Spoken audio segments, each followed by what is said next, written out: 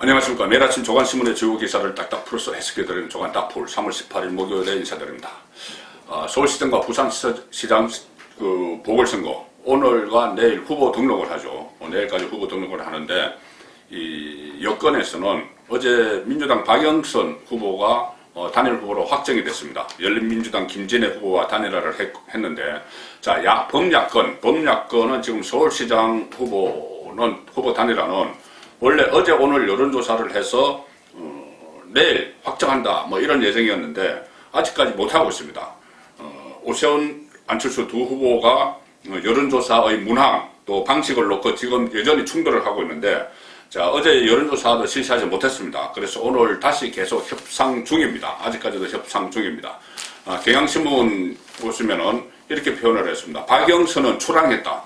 박영선은 출항했는데 야권은 난항.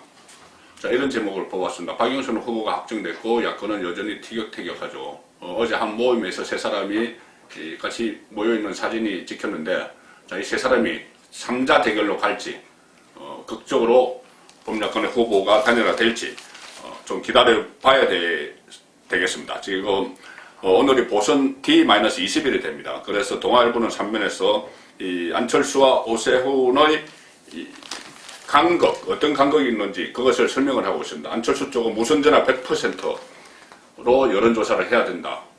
그런데 안철수 쪽은 아니다. 유선전화 한 10%만 끼워 넣자 이렇게 이야기합니다. 이게 뭐가 그렇게 큰 차이가 있겠냐 싶겠지만 또 그렇지만도 않죠. 두 사람이 지금 여론조사가 팽팽합니다. 팽팽한데 유선전화 같은 경우는 집전화죠. 집전화니까 주로 연세가 좀 있으신 분들이 집에 있습니다. 그래서 집전화를 하면은 연세가 있으신 분들 또 고령층, 국민의힘 지지층이 좀 많이 전화를 받습니다. 그래서 10%라도 끼워 넣자. 오세훈 쪽에서는 국민의힘 후보니까 그렇게 이야기를 하는 것이죠.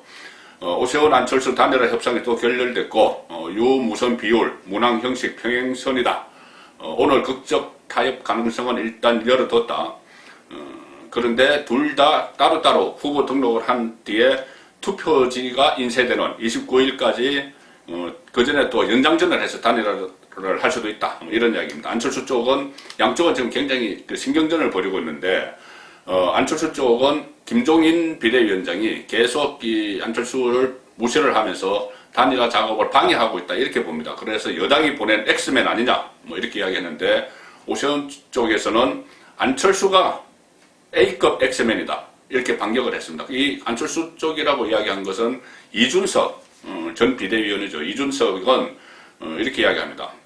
처음에 안철수 후보 부인 김미경 서울대 교수를 겨냥을 해서 본인 그러니까 안철수를 조정하는 여자 상황제가 있다는 말을 들었다. 이것은 안 후보가 김종인 위원장을 오세훈 후보의 상황이다 이렇게 비꼰 것을 반격한 것이죠.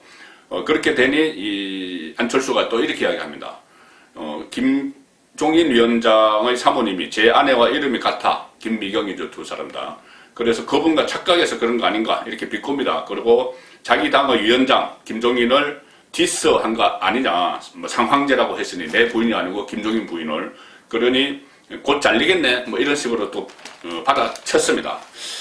자, 상당히 이 감정 싸움으로 가고 있는데, 이준석이야, 과거에 서울 노원병 총선에서 안철수가 붙어서 패배를 했던 인물이죠. 그리고 그 이후에 보선 때도 공천 문제로 안철수가 갈등을 겪었습니다. 그 분포를 제공하고 있는데, 자, 이런 식으로 하면은 단일화가 더 어려워지죠. 양쪽이 서로 막 감정 싸움을 하면 오히려 이준석이 단일화 협상이 결렬되는데 엑스맨 역할을 하는 결과가 나올 수도 있습니다. 그런데 일각에서는 뭐 이런 이야기도 나옵니다. 사실 오세훈 안철수가 단일화 이 10% 집전화 10% 이것 가지고 막 티격태격하는 모습을 보이는 것은 일종의 약속 대련이다. 태권도를 배우신 분들은 알겠지만 처음에 약속 대련, 자유 대련 이런 게 있죠. 약속 대련을 서로 짜고 이제 대련하는 그 모습을 보이는 것이죠. 그래서 약속 대련을 하면서 단일화 이벤트 효과를 최대치로 높이기 위해서 그래서 흥미와 박진감이 있도록 해서 일종의 컨벤션 효과를 내기 위해서 지금 막판까지 이렇게 벼랑 끝에서 대처를 하고 있는 것이다. 이런 분석도 사실 나옵니다. 자, 과연 자유 대련인지 약속 대련인지 이것은 오늘 중으로 아마 판가름이 나겠죠. 이 단일 후보, 결국은 범야권의 단일 후보도 여론조사 결과에 따라서 결정이 되는데, 최근 여론조사를 할 때마다 관심을 모으는 인물이 한 사람 있죠. 바로 윤석열 전 검찰총장입니다. 자, 그런데 윤석열 전 검찰총장과 관련한 지지율 조사 뭐 여러 가지 있지만은 아주 의미 있는 조사가 하나 있습니다. 윤석열이 만약에 제3지대에서 신당을 만들면, 윤석열 신당이 뜨면은 국민의힘 지지율은 반토막이 나고, 여기에 그치지 않고 민주당도 3분의 2 토막이 난다. 그런 여론조사 결과가 지금 하나 발견이 됐습니다. 중앙일보가 최근에 각종 정치 여론조사를 분석한 기획기사를 오늘 실었습니다. 오늘 중앙일보 3면에 실었는데, 재보선 D-21일을 맞아서 여권의 지지율이 변화된다. 여기에 일단 초점을 맞췄습니다. 그래서 여권, 민주당 지지율이 2040, 원래 그 중요한 지지층이죠. 2040 적극 투표 의향이 약화됐다.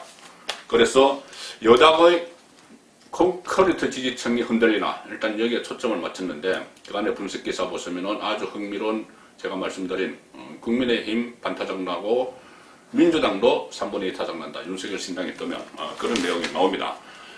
이 여론조사로 나타난 여당 경고등 20대 적극 투표층이 46%로 유독 낮다. 정권 교체로는 또 문재인 정부 들어서 최고치다. 박영선도 3자 대결에서 1위 내줬다. 자, 이런 이야기인데, 한 전문가는 이렇게 이야기합니다. 아직 선거로 표현되지 않았으나 가랑비에 옷이 젖듯 정부 여당에 대한 유권자 평가가 바뀌고 있다. 이렇게 이야기를 했는데, 자, 이 여론조사 중에 한 가지가 이런 게 있습니다. STI가 12일, 13일 조사한 그 내용을 보면은,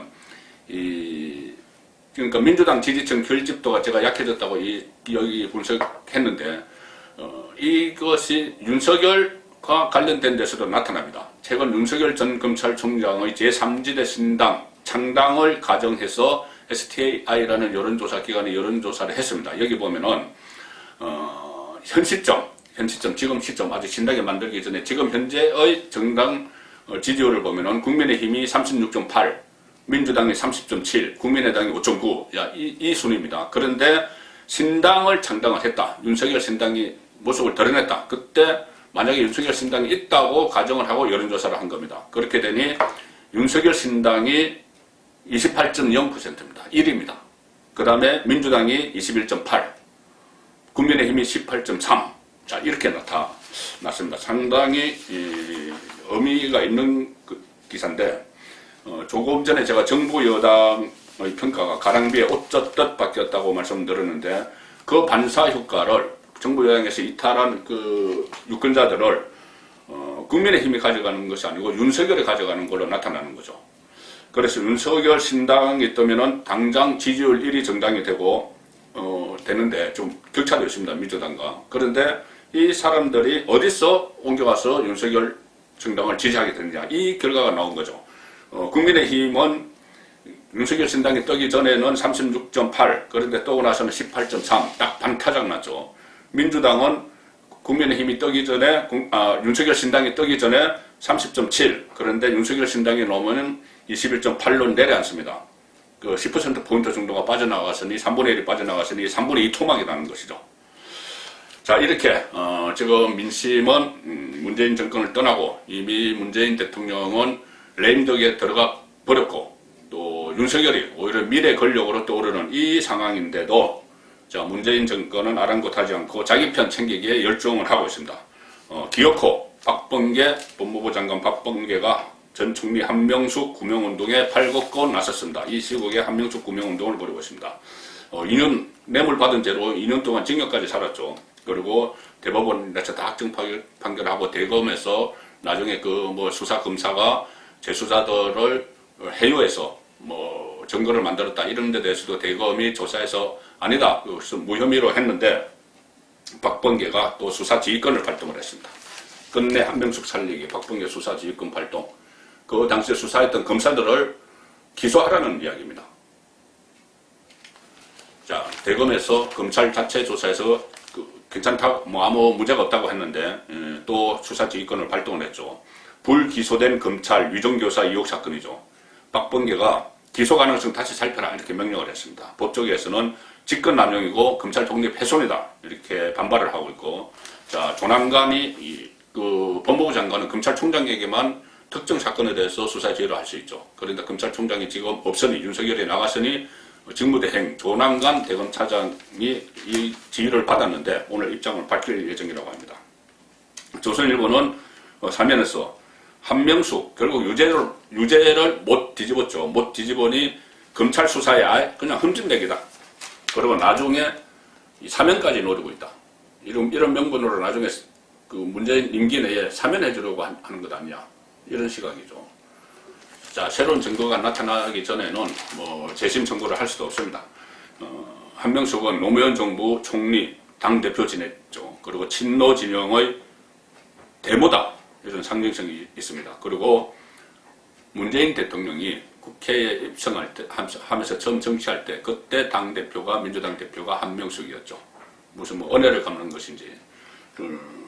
그래서 여당은 작년 총선 후부터 선거에서 압도적으로 이기고 나서부터 재조사를 본격적으로 주장을 하고 있습니다. 그런데 자, 그 옆에 기사 보시면은 이 문재인 정권 들어서 유독 법무부 장관의 수사 지휘권 발동이 많았죠. 윤석열을 쫓아내기 위해서 추미애가 몇 차례 하고 그랬습니다. 그런데 채널A 사건이나 라임 사건 같은 거 문정부가 지휘권 발동한 건 모두 사기꾼들에 의해서 시작됐다. 사기꾼들 말 듣고 이 한명숙 사건도 마찬가지죠. 사기 혐의로 기소되어 있는 재수자의 말을 듣고, 자 채널A 사건도 마찬가지고요. 자, 이런 상황입니다. 이런 상황에서 또 윤석열과 관련해서 주목되는 기사를 하나 제가 아침에 인터넷판에서 봤습니다. 데일리한 기사인데 보실지 모르겠지만 상황 이해찬 등판 윤석열이 검사냐 깡패지. 윤석열을 깡패라고 합니다. 상황 전 민주당 대표 이해찬 어제 친조국 성향의 유튜브 방송에 출연했다고 합니다. 거기서 4.7 재보궐선거운동을 지원하는 차원으로 다른 친여 성향 유튜브에도 계속 출연을 할 계획인데 지금 본인이 이 선거에 또 어떤 영향을 미쳐볼까 하고 나온 것 같은데 거기서 이런 말을 합니다. 윤석열에 대해서 윤석열은 진정한 법률가가 아니다. 그게 검사냐? 깡패지. 이렇게 이야기를 했습니다. 그렇다면은 문재인 정권은 법률가가 아닌 깡패가 수사한 걸 가지고 박근혜 전 대통령을 탄핵을 했고, 문재인 정권 들어서고 나서 깡패를 서울중앙지검장에 임명을 해서 이른바 적폐 수사를 했다. 그 말뿐이 안 되는 거죠. 적반하장입니다. 자기 얼굴이 침뱉기죠. 자, 이런 가운데서도 문재인 정부의 민낯은 계속 드러나고 있습니다.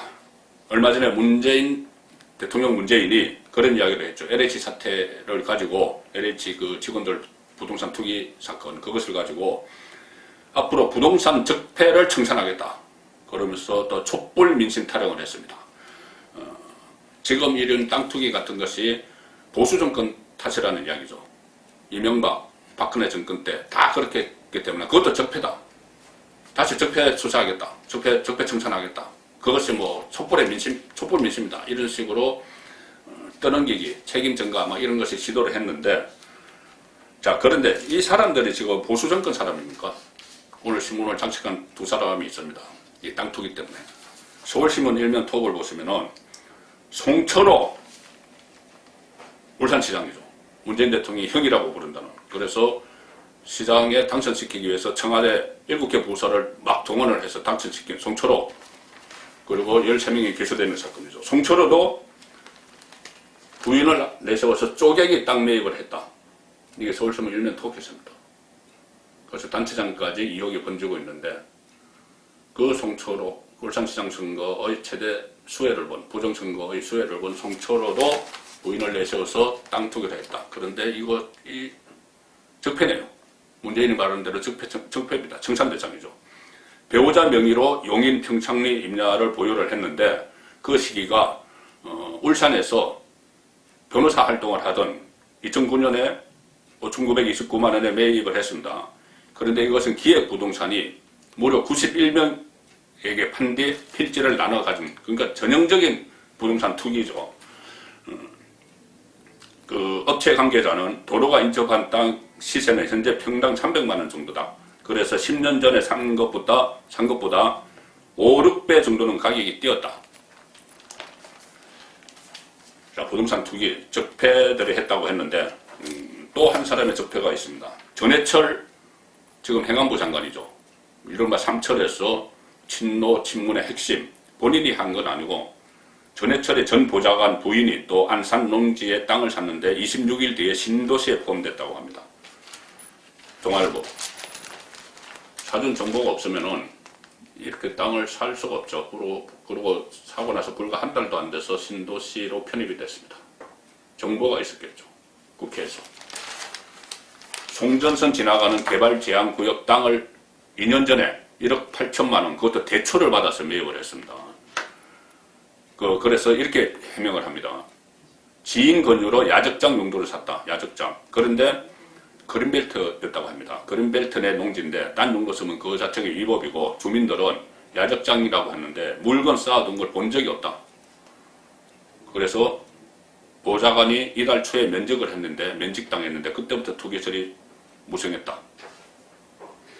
자, 아무 상관이 없다면 왜 갑자기 보좌관을 면직을 했겠습니까? 문재인 정권의 민낯이 이 부동산 투기에서 그들이 스스로 적폐가 아니었나 그런 의혹들이 계속 쏟아져 나오고 있습니다. 조간 딱 풀이었습니다.